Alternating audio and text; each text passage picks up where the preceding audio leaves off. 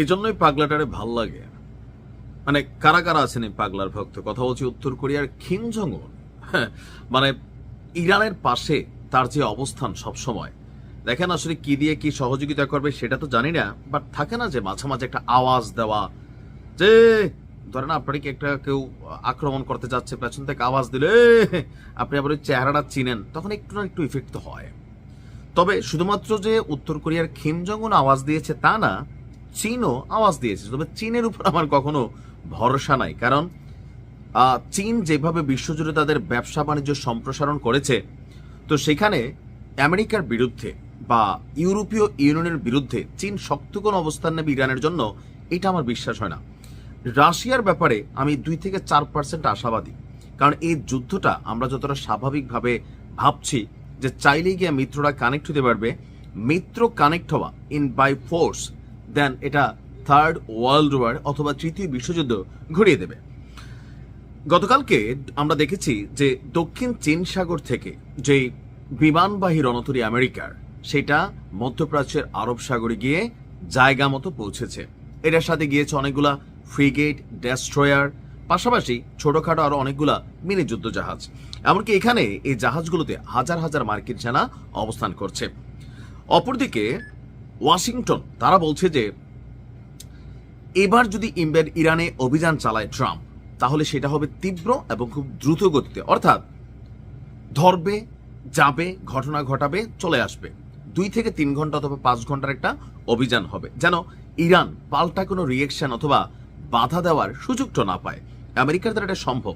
আর এখানে কানেক্ট হচ্ছে কে? তাদের যে পালিত পুত্র আছে ইসরায়েল। এই পরিস্থিতিতে এসে ইরান তাদের সামরিক সক্ষমতা, আকাশ প্রতিরক্ষা সিস্টেম বা যেই আরব রাষ্ট্রগুলো আছে এখানে পেছন থেকে সহযোগিতা করবে, যে আরব রাষ্ট্রগুলোতে মার্কিন সামরিক ঘাঁটি আছে তাদের ব্যাপারে তারা সিদ্ধান্ত নেবে, হুঁশিয়ারি দিচ্ছে। তখনই জাতিসংঘে চীন তাদের অবস্থান প্রকাশ করেছে, উত্তর কোরিয়ার প্রেসিডেন্ট কিম জং উন সে তার অবস্থান প্রকাশ করেছে, রাশিয়া তাদের অবস্থান প্রকাশ করেছে।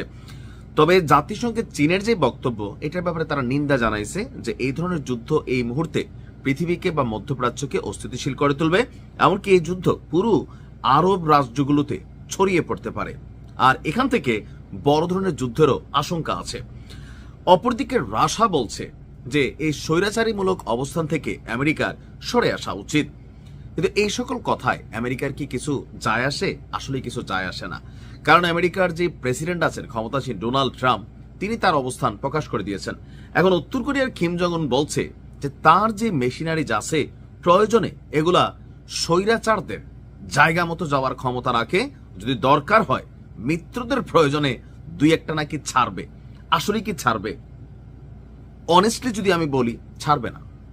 তবে বলতেছে যে আমি এতটুকুতেই খুশি, কারণ কেউ তো এইভাবে এসব বলতেছে না যে তার কিছু হইলে তোর খবর আছে। এই লড়াইটাতে ইরানকে যারা সহযোগিতা করবে গোপনে তবে প্রকাশ্যে বিবৃতি, আওয়াজ দেওয়া নিয়ে কয়েকটা রাষ্ট্রে আমরা দেখতে পাচ্ছি, কিন্তু লজিস্টিক সাপোর্ট, মেশিনারি সাপোর্ট অথবা আকাশ প্রতিরক্ষা সিস্টেম দিয়া সাপোর্ট, লাইক ইউক্রেনকে পশ্চিমারা সবাই যুদ্ধ বিমান দিছে, আকাশ প্রতিরক্ষা সিস্টেম বিশ্বের সেরা সেরা দিছে, যেন রাশিয়া যে কোনো বড় ধরনের হামলা চালালে আকাশ প্রতিরক্ষা সিস্টেমের মাধ্যমে ক্ষয়ক্ষতি ছাড়া আপনার সেই হামলাগুলোকে ঠেকিয়ে দেওয়া যায়।